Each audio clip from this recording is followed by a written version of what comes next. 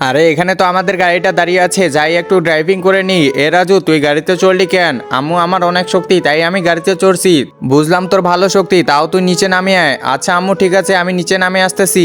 আরে বা রাজু, তোর বডিটা তো অনেক সুন্দর। আম্মু আমার বডিটাকে সুন্দর বলেছে। আরে এই বলটা এখানে কি করে? কিক মারে দিই একটা। আরে রুমের ভিতরে চলে গেল।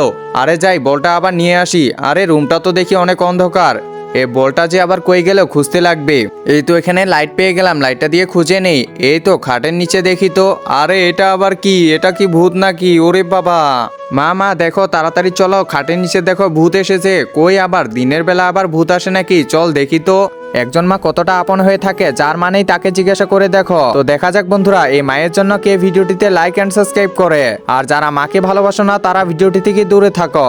কোথায় ভূত দেখি তো। আরে এটা তো ভূত না রে বোকা, লাইটের আলো এটার উপর পড়ছিল, তাই এমনটা দেখাইতেছিল। ও আচ্ছা, তাহলে এখানে ভূত ছিল না। এবার ভাবতো কার বেশি শক্তি তাহলে।